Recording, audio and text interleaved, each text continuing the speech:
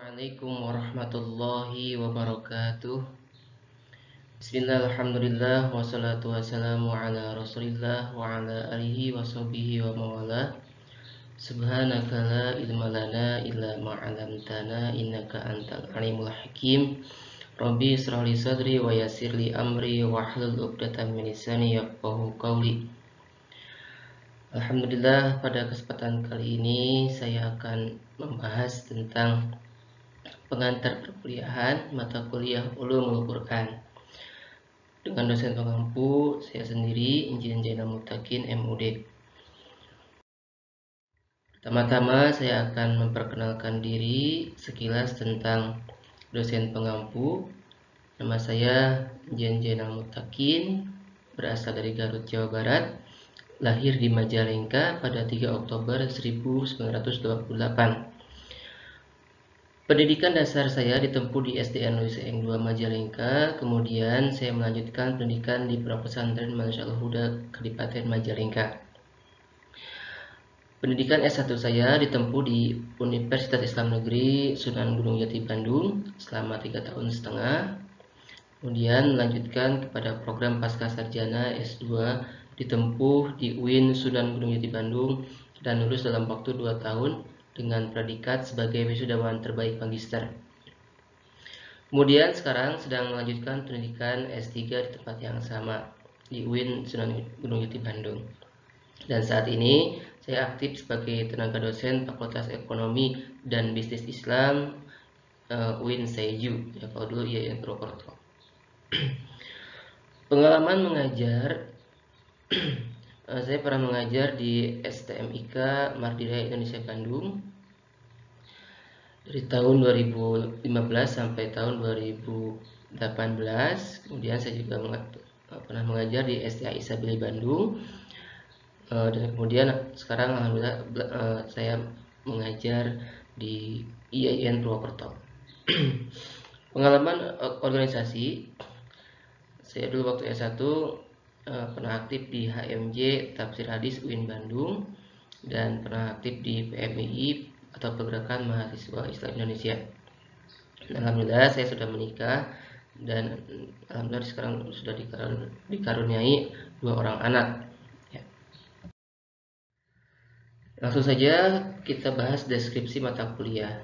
Mata kuliah ini merupakan mata kuliah wajib untuk mahasiswa pada program S1 semua jurusan. Selesai mengikuti mata kuliah ini, mahasiswa diharapkan mampu untuk menyampaikan pandangan dan pengetahuan tentang Al-Quran secara komprehensif agar tidak terjebak pada pemahaman Islam yang eksklusif, yang tertutup, ya. Kemudian agar tidak terjebak pada pemahaman Islam yang sempit, yang parsial, atau paham liberal, atau paham yang sesat dan menyesatkan orang lain, serta bisa menumbuhkan pengetahuan Islam yang rahmatan lil alamin. Selain itu, mahasiswa diharapkan mampu bisa membaca, memahami, dan menelaah isi kandungan Al-Quran untuk membentuk pribadi yang jujur, berakhlakul mulia, dan teladan bagi masyarakat. Adapun kompetensi yang ingin kita capai, yang pertama adalah mahasiswa dapat menjelaskan pandangan Al-Quran sebagai kitab suci dan sebagai pandangan hidup umat Islam. Yang kedua, mahasiswa dapat menguasai cabang-cabang ilmu Quran dan implementasinya, dan mahasiswa dapat mengkritisi perkembangan ilmu Quran sejak masa Nabi hingga masa kini.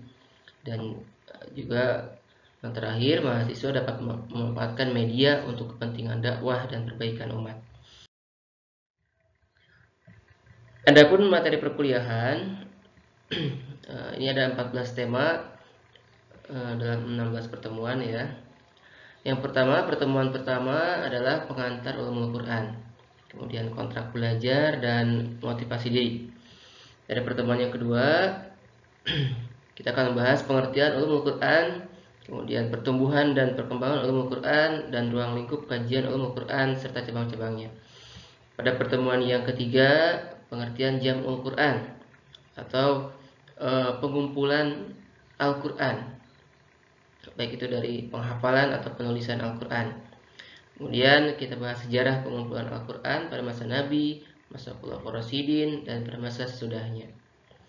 Pada pertemuan yang keempat, pengertian rosam Al-Quran, macam-macam rosam Al-Quran, kemudian kaidah rosam Utsmani, dan pendapat ulama tentang rosam Al-Quran, dan kaidah apa hubungannya antara rosam Al-Quran dengan qiraah Al-Quran. Pada pertemuan yang kelima, kita akan membahas qiraatul Quran atau bacaan Al-Quran dan hal-hal yang berkaitan dengannya. Pada pertemuan yang keenam, kita akan membahas i'jaz Al-Quran atau mukjizat Al-Quran dan hal-hal yang berkaitan dengannya. Pertemuan yang ketujuh, kita akan bahas asbabun nuzul, sebab-sebab turunnya ayat dan hal-hal yang berkaitan dengannya.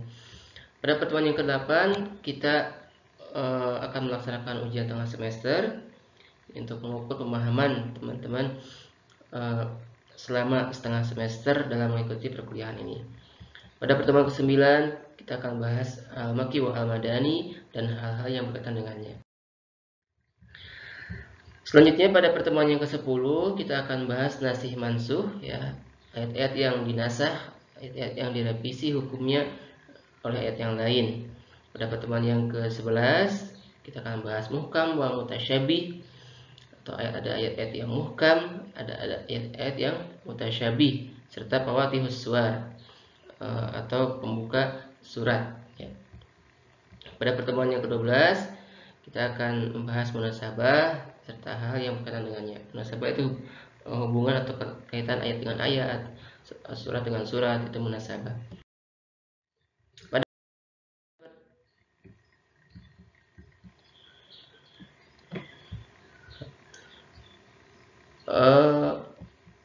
Sistem perkuliahan yang pertama, kuliah ini menggunakan metode interactive lecturing atau small group discussion dan penugasan. Jadi tiap materi perkuliahan ini kita diskusikan, kemudian dibuat makalahnya untuk nanti dipresentasikan di depan forum. Untuk materi makalah ini diambil dari jurnal-jurnal online atau buku-buku yang berkaitan dengan ulumul Quran. Dan teman-teman bisa mengakses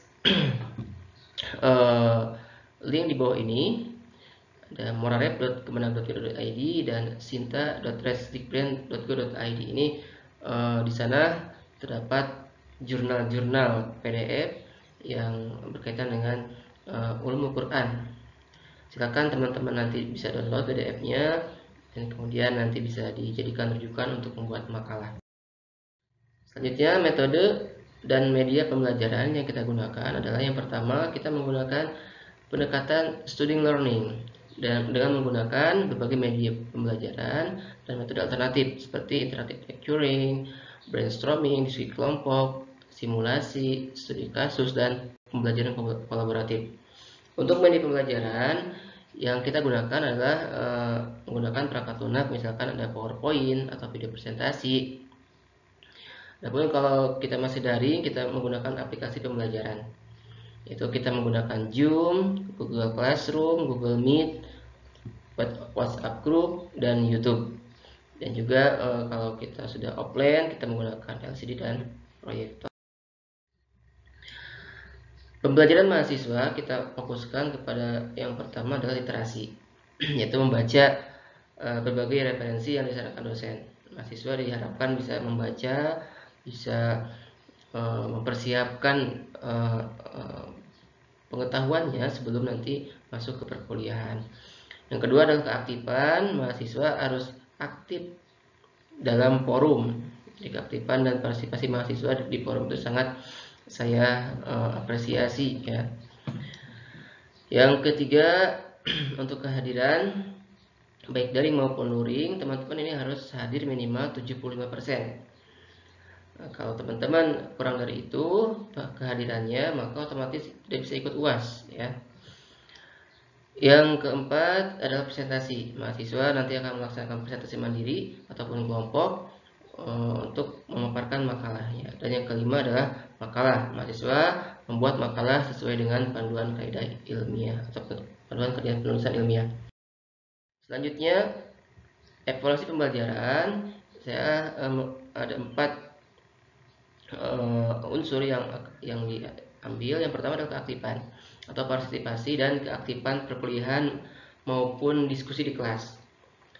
Kemudian yang kedua adalah UTS, ujian tengah semester. Yang ketiga UAS, ujian akhir semester. Dan makalah penugasan mandiri dan kelompok. Untuk keaktifan ini bobotnya 15%, untuk UTS 30%, untuk UAS 40%, dan untuk makalah 15%. Yang terakhir adalah buku pustaka atau rujukan atau referensi yang kita gunakan dalam mata kuliah Ulumul Quran. Untuk referensi utama ada Mabahits fi Ulumul Quran karya Syekh Manil Qattan, ada Al-Burhan fi Ulumul Quran karya Imam Az-Zarqasi, kemudian Al-Itqan fi Ulumul Quran karya Imam As-Suyuti, dan Manahil Irfan Syekh Az-Zarqani. Itu referensi utama atau referensi yang kita gunakan. Adapun referensi pendukung yang berbahasa Indonesia ini ya. Kalau tadi yang berbahasa Arab, sekarang yang berbahasa Indonesia. Yang pertama ada Ulumul Quran karya Pak Profesor Rosyon Anwar. Kemudian ada bukunya Pak Hasbi Asidiki, Ulumul Quran. Ada bukunya Pak Yohanar Ilyas, Kuliah Ulumul Quran. Dan bukunya Bu Nakiyah, Ulumul Quran. Untuk tambahan, teman-teman juga bisa membaca bukunya Al-Quran dan Ulumul Quran Muhammad Zirzin. Kemudian bukunya Quraisy Shihab, Membuktikan Al-Quran dan Wawasan Al-Quran. Kemudian bukunya Manahil Qattan, terjemahan ini pembahasan ilmu Al-Quran. Dan punya Hasbi Asidiki, Sejarah dan Pengantar Ulumul Quran.